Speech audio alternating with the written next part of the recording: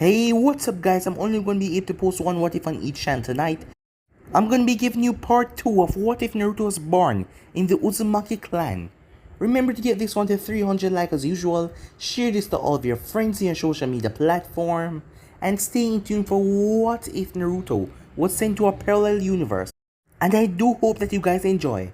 And remember, if you're new and this is the first time hearing my voice, and you enjoy the videos on both Anime King and Anime King 2, go ahead and click that red subscribe button and become a part of the Anime King family. And thank you for all their help and your support. And remember to comment down below and tell me if you're new. I'll be replying and talking back to all of you. So without further ado, let's begin this new episode. Start the intro.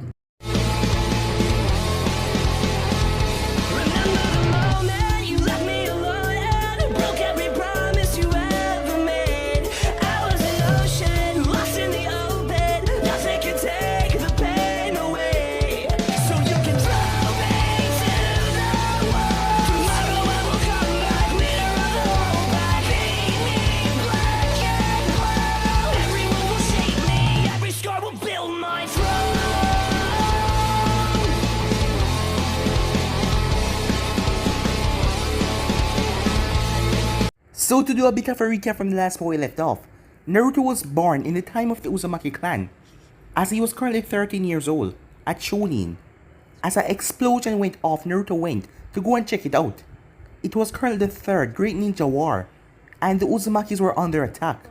Nagato was a part of Naruto Chunin squad, as they have been best friends since they were younger, along with a girl called Akeno Uzumaki, but she had silver hair, a different trait from what the Uzumakis usually have, but she was a part of the squad as well, as the group came upon the site to see that the barriers were being broken for the people to get inside also. It was one of their own members being forced. It must be under some kind of illusion, as Naruto thrust a kunai, as the kunai exploded, that sent the man flying back but it didn't kill him. Seeing the third Raikage, Naruto knew that if they got through, they would totally just demolish all of them. As Naruto and Akeno and Nagato went back to their leader, the current Uzukage, as he told them they must flee. Naruto wanted to stay back and fight, but the man told him that no, they must flee. It is not the island, it is the people that make up the Uzumaki clan. Secretly, one of the man advisor gave Nagato a scroll, as Nagato took it. So with that they headed off, as Naruto saw the people losing hope, as they were on the boats. Their homes were burning, but Naruto gave them a speech, a powerful speech that gave them hope, as he was currently leader of this group. Some time passed after that. It was currently 5 days later as they were in the Fire Nation. Naruto did not trust Konoha one bit. They were allies and they didn't send anyone to help in the attack. They just left Uzu to fend for themselves. And Naruto didn't even really care about his mother, seeing that she left him. She left him and went to Konoha. The only thing he saw from her was a picture and a couple of notes that he write back to, but after a while he just stopped writing back to them, because he was basically grown as an orphan, even though he has a mother out there, and he doesn't even know who his father is. But he didn't really care about them at this point. He just wanted the people to be safe here, as that was his last mission. Naruto and Nagato went out to meet up with the rendezvous group with the other Uzu shinobis and the civilians. When they got there, it was a massacre. All of them were dead, as they were attacked. Nagato and Naruto rushed back to see their camp were slaughtered. People were dead as well, but everyone was gone, all the kids. As Naruto was beyond pissed. Akeno was gone as well. Suddenly, envoys arrived. It was Konoha envoys. They were tired of supporting Uzu, giving them everything that they wanted, and yet they never fight on the battlefield. So they rather cut their partnership with them. As one of the envoys went in to kill Naruto, but Nagato jumped in the way, taking a slice. Naruto's eyes went completely black, as he had a bloodline known as Dark Release. This bloodline is really rare, seeing that none of the envoys knew about it. Walking, the life from the corpse around started to be sucked from them, turned them into nothing but bones. As the trees and the leaf started to wither away, as Naruto slaughtered a bunch of ninjas. He passed out after that though, as the envoys, the rest of them retreat. As Nagato woke him up, Nagato was fine, as his healing ability was there for Uzumaki. As Naruto told him that he planted a safety precaution on the kids, because he knew that most of them always getting lost. So they were going to chop them down. as both him and Naruto got out the giant scroll on Nagato's back and guarded themselves with all of their weapons, as Naruto was pissed to get revenge back on them, as he would not let this stand. He already disliked Konoha, and this just pushed him over the edge. So yeah guys, that was basically that's where we left off. You guys can switch across the place and check it out for yourself, so let's start this new episode. Nagato felt quite nervous. Even though it wasn't the first time he was doing something like this, he felt quite uneasy. He had done something like this before, but it was still unnerving, as right now his entire body was invisible to the naked eye. As Naruto said, dark cloak. As soon as Naruto muttered those words, the entire light around them completely vanished. Even the bright sun in the sky could not shine on two boys, as the shadow of darkness consumed them completely. As he saw Naruto concentrating a lot, because he had to keep up this jutsu, it was causing Naruto a lot of energy, both physically and mentally. The Uzumaki once told Nagato and Akainu that Naruto was probably one of the most darkest ninjas in the world, not because of his personality, but due to his powers. The dark release, a bloodline that was yet to understand by the world. Possibly, Naruto was the first one to wield it. Kushina Uzumaki, Naruto's mother, was a nine-tailed Jinchuriki. While she never revealed the name of Naruto's father, she once revealed an incident when the seal almost broke. During one of her vacations, she was on holiday with her supposed lover. The Kumo shinobi tried to capture her again, and that made her quite angry, seeing that she suffered a similar attempt when she was a child. She remembered how helpless she had been and how badly they had treated her. The raw anger exploded out of her. She slaughtered the entire Kumo team, and the seal almost broke. And unfortunately, she was with child at the time, Naruto. Her body was overloaded with the nine-tailed malicious chakra that affected Naruto was still forming in her womb, as it corrupted half of Naruto's chakra pathway and his network completely. As the nine-tailed chakra granted Naruto this power, but it came at a severe cost. Naruto's chakra reserves were half compared to a regular Uzumaki, and he had problem performing ninjutsu for more than a few hours. But Nagato knew if he ever completely mastered his dark powers, he wouldn't need ninjutsu in the first place, as the Uzumaki had cared for Naruto in the personal years. And when incidents happened, like Naruto got angry, his dark powers got released. But instead of seeing him as a threat, the wise Uzumaki taught Naruto how to control his powers. It was still a work in progress though, but Nagato saw when Naruto slaughtered those Konoha Anvus, and more proof of what could happen if Naruto lost control completely.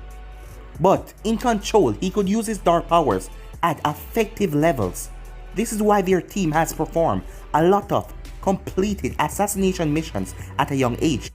Nagato, stop moving, Naruto whispered, snapping Nagato from his thoughts. Nagato stopped instantly as he saw two Hyuga guards standing in front of the entrance. Strangely, they were wearing regular Jonin uniform instead of Anvu uniform, and they had their Byakugan activated. They can see us, whispered Nagato in panic. Not if you stay still. The shadow mist I create around you can hide your form even from the Byakugan, but they can spot the rustling of leaves and the sounds of footsteps that we make on the grass, Naruto said. Nagato nodded, as he knew when Naruto was using this dark power. Akainu also told him to not argue, and the fact that Naruto's left eye was completely red with a slit in it was warning itself. It was a visible effect of the Kyuubi's chakra corruption in Naruto's body. So how do we get past them without making any movement or sound? Asked Nagato, hoping that Naruto had some solution.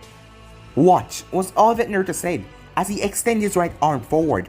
A cold, icy look appeared in his eyes as he pointed his finger towards the Hyuga on the right side. Dark illusion, he said. At first nothing happened, but 2 minutes later the targeted Hyuga deactivated his Byakugan to his partner confusion, as Nagato saw Naruto grit his teeth and tightly clench his fists. Ken, the other Hyuga, asked, as he was confused why his partner locked off his Byakugan. I'm fine, Yamada, said Ken. Yamada nodded as he turned back towards his spot, but he then felt something sharp pierce his throat. Barely able to turn his head, he saw Ken as he drove another kunai into Yamada's heart.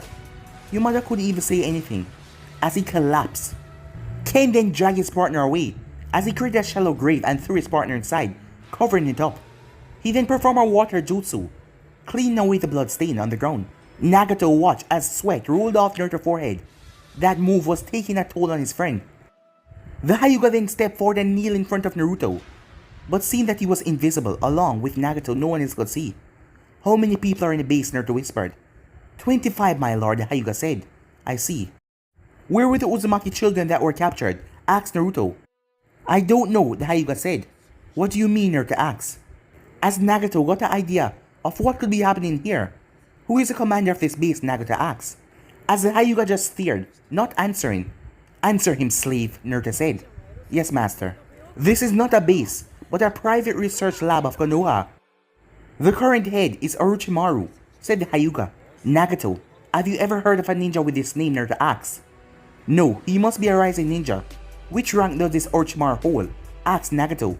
Jonin, the Hyuga said. Is he inside of the base? Naruto said dangerously. If this Orochimaru even hurt a single hair on any of their heads. Not at the moment, the Hyuga said, but he will be here soon. Very well, go back to your post and act normal, Naruto said. The Hyuga quickly nodded and he walked away. As Nagato turned towards Naruto, he only had one question. How the hell did you do that? Later. I can't control this Hyuga for long. Let's infiltrate the base. You clear on what we have to do, Naruto asked. Yes, noise. Discipline is necessary, said Nagato. He then saw a wicked grin came on Naruto's face. Let's kick them in the balls, he said. Moments later, Naruto swiftly ran through the base. As Nagato was just a few steps behind him. Even he had to admit whoever built this place was quite fond of puzzle and was creepy as hell. If not for his sensory powers, he doubted that he could get to his comrades without getting completely lost, and he had to do this quickly without getting caught.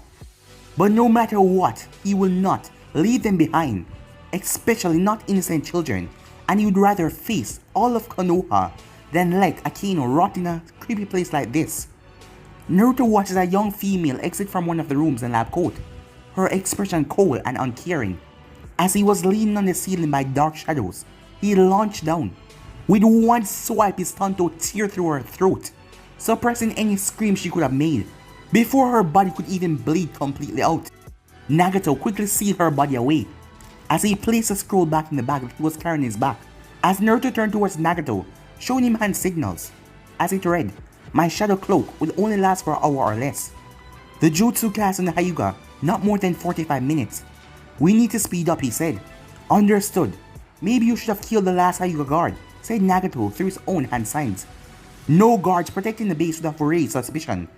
And if Konoha ninjas or Orochimaru stumbled across that, it would have been alerted. We had to play safe, Naruto said. Then let's go fast, said Nagato. Agreed, Naruto said. As they dashed through the base, they spotted various labs with several equipments.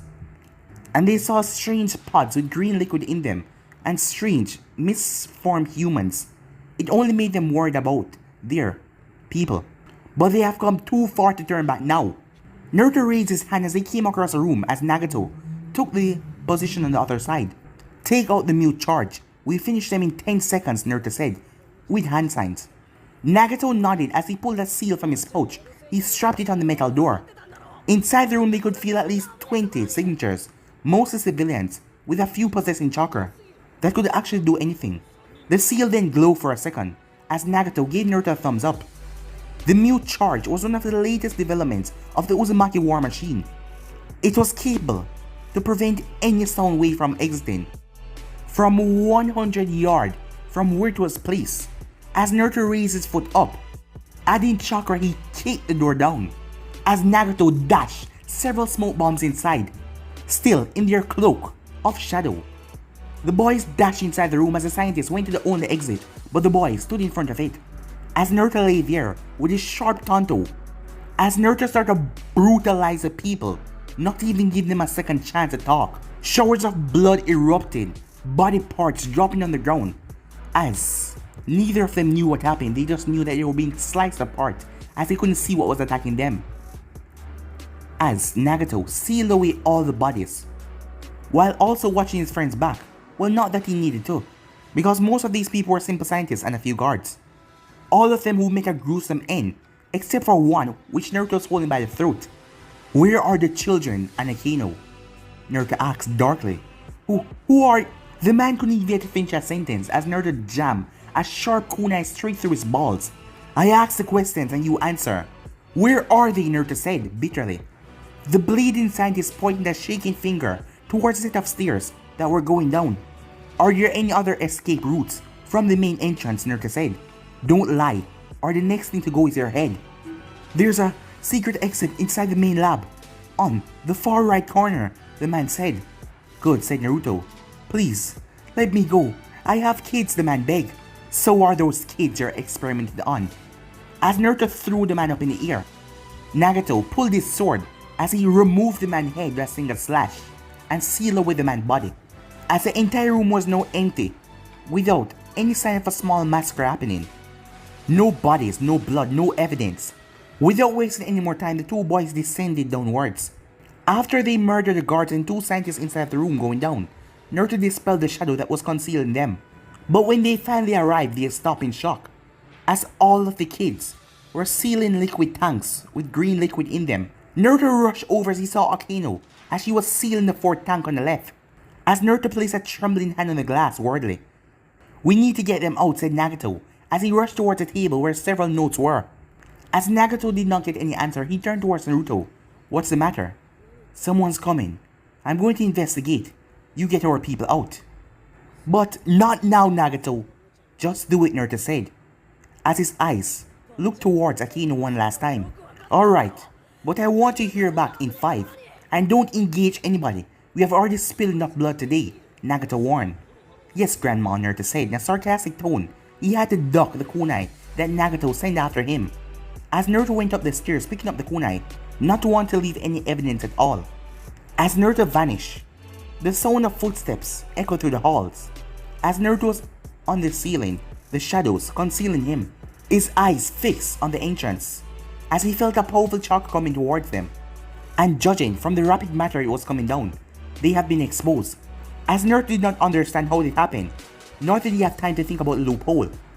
His thoughts were interrupted when a tall person emerged from the shadows. The person was about to step on Naruto's trap, but he stopped. As a wicked smile came on his lips, he chuckled a bit, as his golden eyes could be shown. I know you're there, he said. As Orochimaru could feel it, the foul, dark presence, that wicked aura. It was like everywhere, ready to strike him down. He taunted the enemy, but he received no response. So they have brains. The way they infiltrate the base made my teams and guards disappear. They must be envoys or higher.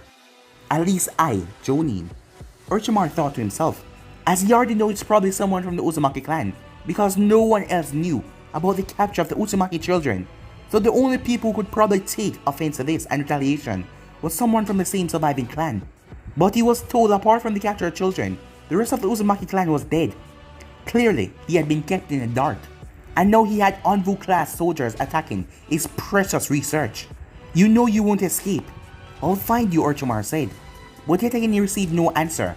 It seems that normal threats were useless against his foe, so it's time to resort to other tricks. As Orochimaru just wanted a hint to their exact location, and he would strike in a flash. You know, for a clan praised to be as strong as the Uchihas or Senjus, the Uzumakis turned out to be nothing but sheeps. Cowards who got slaughtered easily, Orochimaru taunted. Hiding in the shadows, Naruto kept his emotion checked.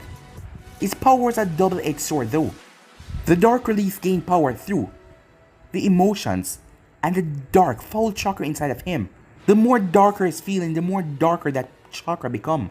But with that came the risk of losing control and going psychotic.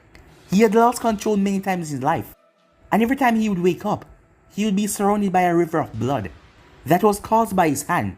While he didn't feel guilty, since his power was not something that he wanted, but was forced on him, he didn't enjoy killing that much. Yet he did that dark act for his village and the clan, one of whom was completely gone, his village, the clan who was barely left. Contrary to popular belief, he did feel emotions, all of them, but he couldn't express them freely. It was not a choice but a necessary. His special power did grant him an advantage, but it was also the cause of his miserable isolation life. Despite that he didn't curse fate, that would just be a waste of time. Why waste time on dwelling something he had no control over? Yet, the accusation from this man was truth. His clan was too trusting. They ignore all the developments in a chaotic ninja world, and ultimately they pay a dangerous price for it. Except for barely 50 children, the Uzumakis has been wiped out from the face of the earth. Never again, Naruto thought bitterly. Orochimaru spoke, you fools, value peace, and thought that could work out for you guys. But there could be no peace amongst humanity. More than less the shinobi world. The weak can find a place to live in this world, hiding. But the same cannot be said for fools, Orochimaru said. Despite being an enemy, Naruto knew that these were bitter facts that he was trying to ignore up till now. His dream of peace in this world lay broken in pieces on top of his home village, as it demoralized him to wake up to reality. What was he supposed to do now? A few weeks ago he had a home, comrades, dreams of his own, and a bright future to look forward to. But now all of that was gone. Naruto noticed as he felt Akeno and Nagato and the Uzumaki children chakra vanishing from the base. It would be so easy to give up now. Nagato and Akeno would make sure his children survive. He had no family left, no one would miss him. If dreams of peace seemed impossible now, and witnessing this traitorous world around him. No! A voice screamed from his consciousness that frightened him. As, why should he die? Was his dreams not worthy for this world? This is that time when people did what they wanted. Wasn't it just right for him to fulfill his desire as well? Neither the stone, Kumo, Kiri, Konoha, none of the hidden villages has a pack, a small piece of compassion or sympathy for each other. This world was a goddamn jungle. The strong survive and the weak die. The Uzumakis had been weak, so they got devoured. I'll make my dream a reality, no matter the cost. This I pledge, as Naruto Uzumaki thought. Orochimaru was surprised when a mass of shadows started swirling in front of him. Inside he saw a teenage boy with one red eye staring at him. His face covered by a face mask, but he noticed a dark red hair. What shocked Orochimaru though was the look in his eyes, that gaze of a predator. Thank you for teaching me something fundamental, Naruto said. Oh, and what is that? Orochimaru said, with a devious smile. That the absolute truth is useless in this world. The only thing that truly matters is power to freely accomplish your dream, Naruto said. What's your name, boy? Orochimaru asked. Naruto just smiled and raised two of his fingers. Orochimaru prepared for battle. Boom! Multiple explosions rocking through the entire base. As Orochimaru quickly understood what was going on, he looked towards the boy, who was disappearing back in the shadows. You will find out soon enough, Naruto said. And with that he disappeared back in the shadows. Orochimaru would love to find the boy and teach him a few lessons, but the entire base was being crumbled down. So the enemy entered his base, the backup plan, to fall back on. Whoever that boy was, he knew some dangerous things, and dark fact about Konoha and him. But dealing with the situation have to wait because he had to first save his own life. We shall meet again soon, Uzumaki, Orochimaru said. And with that he started to fled the base. Time skip, Nagato was staring at the form of Akeno and the Uzumaki children as they were under a barrier, as Naruto bought them enough time. And Nagato still hated Naruto for that, because he always acted like his life is expendable. Even in dangerous missions, he always took the charge, getting numerous cuts and injuries. But as long as the mission was successful, he always see himself as an expendable pawn. As Nagato disliked this attitude of his friend, but he understands the reason behind it. Unlike Akeno and him, Naruto went through events that had a deep impact on his life at a very early stage. Lack of parents and family, weariness from his own villagers, and most of all the lack of control for his power. To overcome all of these scars, Naruto devoted himself to the village and the preservation of the Uzumaki clan. That was the reason for his existence, and along a small personal goal for peace across the elemental nations. A dream that Nagato also shared, but it had been gruesomely shattered by the events that happened in their life. The rustling of leaves alerted Nagato instantly. He quickly turned to see Naruto walking towards him. A smile came on his face as he rushed towards his friend. I thought you died, Nagato said, as he looked for any wounds on his friend's body. Fortunately, there was only a few scratches. Naruto smiled. There is only one Naruto Uzumaki, and there will only be one man who will be remembering for killing me. And I wonder who is that person, he joked. Earning a glare from Nagato. I am in no mood for your theatrics this time, said Nagato, as Naruto raised his hand in defense. Fine, how are the others? I am no medic, but even I can see that they're weak. While no external injuries are visible, I cannot be certain about any internal injuries, though I have yet to sense any of them, so I have some hope. Your decision to go after them immediately Probably save all of their lives, Nagato said. I did what was necessary, Naruto said, as he started to walk towards Akeno's sleeping form. Naruto, it isn't a crime to be proud of accomplishing a nearly impossible feat, Nagato said. But he then saw Naruto clench his fist tightly. If I was just better, then maybe our friends would have died. So I shouldn't be happy to complete anything, he said. Naruto said, Nagato, I still desire peace in this world, Nagato.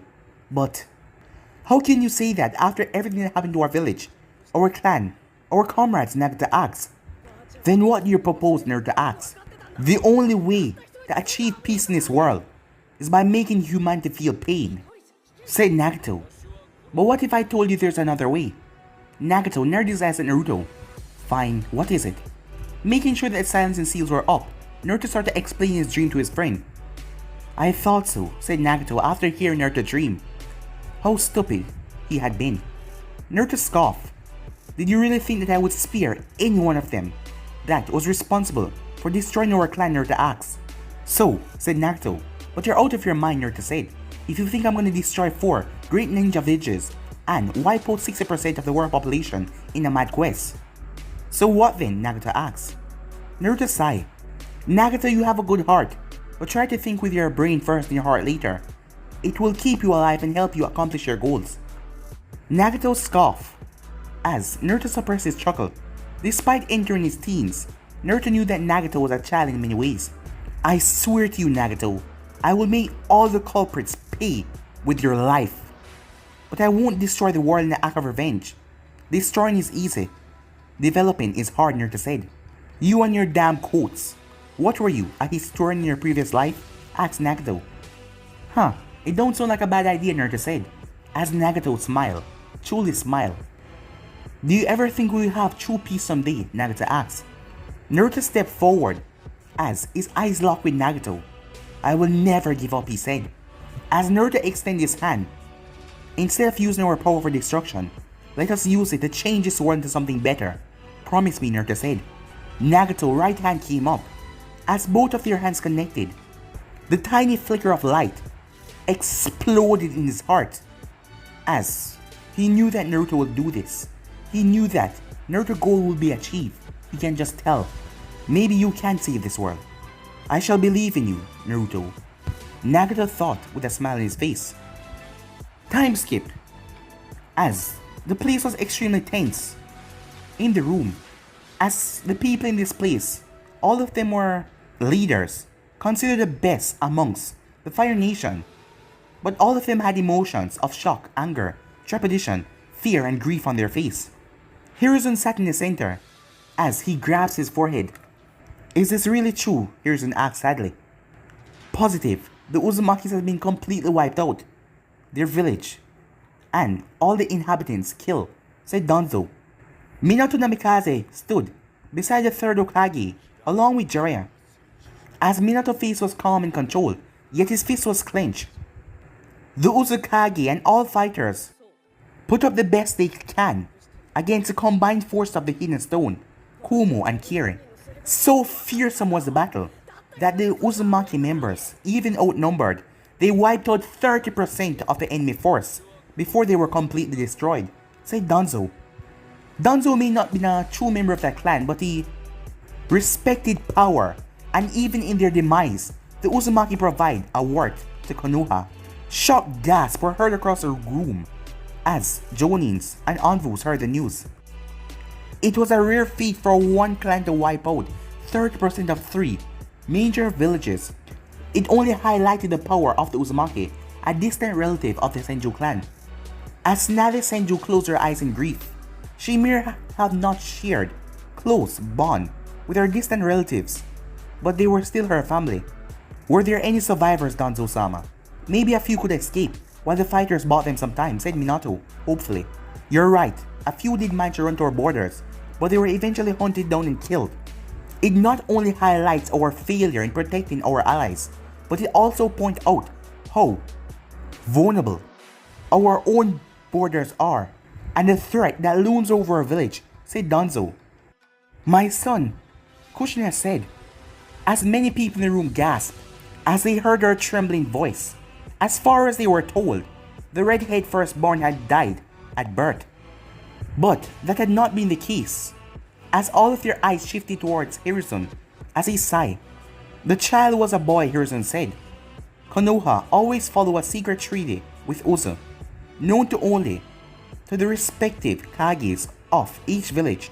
In exchange for resources and supplies, Uzu would continue to provide us with shinobis who can be the container of the Nine-Tailed Fox, along with new weapons. However, if a female Uzumaki were to ever conceive a male child, he was to immediately be sent back to Uzu, Hiruzen said. A logical way of thinking, a male Uzumaki growing up in Konoha could have easily recreated the clan over the decades, said Shibe. Yes, and Uzu's importance to us would be quite bleak, said Hayashi. And if a girl was born to Konoha, then two of our village would gain a partial Uzumaki clan. However, the descendants of such a child would not be as strong as a true Uzumaki, the strong genes that can only be passed down through a male. Tsunade is a descendant of Mito, yet her healing powers and life expectancy pale compared to her grandmother, not to mention the sealing arts that were the true power of that clan, Shikaku explained. And you allowed this to happen, Hiruzen? Danzo asked bitterly, receiving a sharp glare from Hiruzen. That's Hokage-sama to you, Danzo. Don't forget your place. Yes, said Danzo, but a battle of eyes were fought between them. It was an honorable treaty that both Hoshirama and Tobirama-sama had requested. I followed the same treaty, laid by our great founders, Hiruzen said calmly. Despite the benefits that Uzumaki could have brought to our village, Danzo asked. Before anything else could be said, Minato stepped forward. Danzo-sama, while I understand your view, you have no right to question the Hokage, or neither speak like my son is a tool. I won't allow that, Minato said, as everyone turned towards Minato in shock. There were barely a handful of people who could stand up to Danzo, much less stop the man from speaking his thoughts. It would have been a different case with any other shinobis, but Minato was the rising star of Konoha and said to be the successor. So when he spoke, people listened. As Danzo saw the clan heads, Jiraiya, Tsunade, agreeing with Jojonin. I see. It was inappropriate of me, and I apologize, Danzo said. Hiruzen narrowed his eyes, seeing the sudden change in his friend's behavior. This was not good. Danzo rarely apologized to anyone, and when he did, there was always some hidden agendas behind it. The Hokage saw the same caution look in Minato's eyes, and was impressed with him even further. He was young, but he had an intellect that was sharp as Danzo's. But it still showed the point that Konoha can no longer stay neutral. War is inevitable, said Danzo. Murmur quickly erupted in the chamber.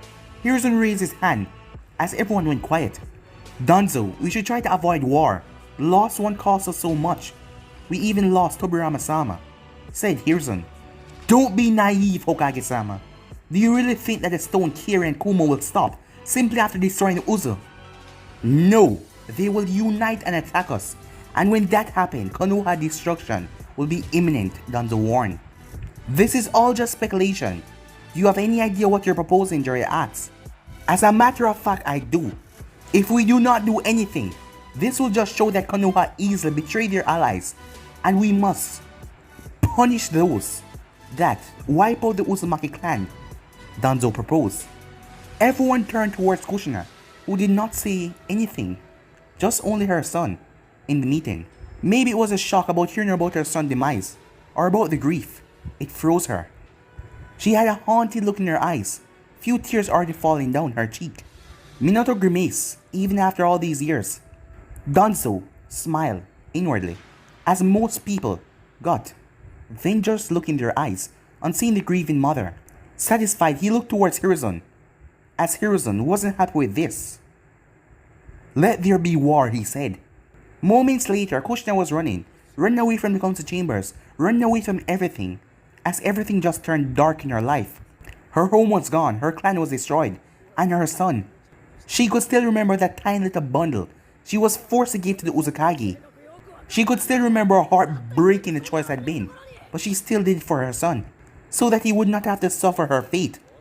So that Konoha won't use him as a breeder, or a Jinchuriki successor, or worse, a weapon. Kushina, wait! She had ignored the voice for the past few minutes, even though the person was chasing after her. Yet she was forced to stop when Minato flashed in front of her, blocking her path. Unlike her, he didn't have tears, but just one glance in his eyes to tell that he was deeply saddened. He shared her same feelings, but he was better than controlling them. "I have nothing to say to you, Minato," said Kushina. He hesitated. What could he possibly say to her when him himself? "Don't worry," she said. "I'll still fight for the village, even if they fail to save my family. You know I've never doubted your loyalty," said Minato. "Just go away, Minato," she said. "This is a moment for you and your village to shine. The chance to prove your loyalty and your beloved village, how worthy you are. Just unfortunately it cost me my son life." As Kushina flashed away, as Minato remained frozen, if only he had known one single mistake could cost a man so much. If only he hadn't done what he did. If only he had done things differently. If only. He was my son too, Kushina, he thought. 3 days later, Akeno slowly opened her eyes, as panic rose in her heart when she spotted only darkness. But she felt relief when a strong pair of arms wrapped her in a hug. It relaxed her and brought a few tears in her eyes as she heard his voice. "You're safe, it's over." She looked up to see Naruto smiling down at her. Her cheeks flushed red, seeing how close he was to her, their lips barely a few inches apart from each other. Yet she knew she was safe as long as she knew him. He has never displayed any romantic feelings for any woman. Sometimes she doubted his sexuality, because he shared more bromance moment with Nagato than her. But right now this was refreshing. "You done, Perv?" Naruto asked, looking down at her to see her staring at his lips. "Shut up," she said, as a smile came on her lips. She then moved forward to kiss him on his lips, but he turned his head at the last second as she kissed his cheek instead. Before she could feel embarrassed, he cuffed her chin as he looked her straight in the eyes. "You deserve someone better," he said. As her eyes narrowed at him, "Let me be the judge of that," she said. Naruto got up as he walked a few meters away, as he stood at the entrance of the cave that they were in. "The third great ninja war has started," he said. Akeno's eyes widened to the core as she was shocked to hear that. Konoha has entered the war to seek revenge for Uzu. It's quite ironic, but with their arrival, the sun will follow. The flames of war is going to engulf all area, and darkness is going to approach us all, Naruto said. "And whose side are you on?" Akeno asked. "My own," Naruto said. "I'm going to fuel this war. Every ninja villages is my enemy. My goal is to make each of them suffer terrible losses. Because unless their military and economical power is reduced to rubble, they will continue to put people through these disasters. I will make them never think about the opportunity again to wage war against anyone." "This wasn't what the Uzumaki wanted," said Akeno. "He's dead," Naruto said, giving her a sharp glare. "And I don't have time to linger in regret or ponder what he would have done. It's up to me now. The sad thing is though, unless I wage war, I cannot have peace in this world. Akeno, I can't give you what you want. Because I don't have the capacity to love. My existence itself was a mistake." Akeno lowered her gaze. Even though his words were harsh, it only showed the bitter truth. As Naruto was looking down at the Uza headband that he was holding in his palm. "I have nothing else to lose," he said. But even so, he said, as she saw the determination burning in his eyes, "I will fight." As he looked up in the sky as he saw the face of the Uzumaki smile down at him, "To keep my promise to you, and to quench this thirst in my heart," as he didn't know if it was a good friend or a strong enemy. The ninja world, the chaos and destruction, will it fill that role? Time skip, Akeno and Nagato stood beside their leader of their small clan as he studied the map in front of him. The dim fire that they created in the dark cave being the only source of light. The curious young children lay peacefully in a happy area, chatting with each other. They trusted their three guardians, seeing that Naruto, Akeno, and Nagato were the only three elders left, well, compared to the children's age. It has been 3 weeks since the third great ninja war has started. Akeno and the children had recovered to full health, as Naruto and Nagato had conducted small raids across nearby villages, gathering necessary importance for survival. The stolen goods and resources has been kept deliverably on a low amount in order to keep Konoha off their back. But no one would ever expect that a small remaining clan was doing all of these raids, they would blame it on Kumo or the stone. As the both of them had to admit, Naruto had a devious mind when it came down to war. Leave it to the Naruto to do something like this, Naruto said. Akaino looked at him. What do you mean, she asked. Konoha is taking his time to step into this war. Rather than attacking the stone Kumo or Kiri, they are organizing their armies. No matter how strong they are, they cannot take on 3 major villages alone. If my guess is correct, they must have already sent a delegation to the Sand. But what would the Sand gain from allying with Konoha? They're not on good terms right now. They can simply backstab them if things go bad, said Nagato. No major village can avoid this war. The Sand is right beside the stone, and it is the weakest amongst the 5. The Tishikage could wipe out half of the Sand Shinobis on his own. While the Sand have a strong ninja in the form of the 3rd Kazekage, he is just one man. Fear and anxiety are common in war, and the 3rd Kazekage would rather ally himself with a pacifist as Hiruzen Sarutobi than face this war alone. That does make sense, Akaino said. But we can't allow that to happen. Neither can we afford the Sand to stay neutral. If even one major village remains strong after this entire war is over, we would have failed, said Nagato, getting a nod from his 2 friends. Correct, Nagato. That is exactly why we will destroy this alliance, declared Naruto with a cold look in his eyes. How? The both of them asked. As Naruto raised 3 fingers, as he spent the next few minutes explaining to his friends. By the time he was finished, the both of them were shocked, and awe was on their face. Is there a problem, Naruto said. No, it's just, Akaino said, looking at Naruto. We are assassination squad, Naruto said as she flinched as his gaze landed on her. The 3 of us are the 3 closest envoys Uzu ever had. Most of all, have you forgotten that each of these villages play a part in the destruction of our home? He's right, there is no room for sympathy. We must focus on the real objective, said Nagato. Akaino nodded. Nagato, I want you to stay here and protect these children. I can't afford another mistake. I want you to do it. Akaino smirked. The way Naruto said that, it left Nagato little will to protest, because he just wanted to make sure the kids were safe, but Nagato still did. Don't tell me you plan to do this solo, Nagato asked. Akaino will be my partner for this mission. Or have you changed your mind? You were the one that said, it doesn't matter, it's for the mission. Nagato flinched. We will be back in a week. Don't conduct any raids until then. Stay here and protect our people. And most of all, start teaching them the basics of ninja arts, Naruto said. You want me to babysit and teach? Asked Nagato worriedly, as Akaino chuckled. Maybe, but you're the only one amongst the 3 of us that has the patience and talent to teach them.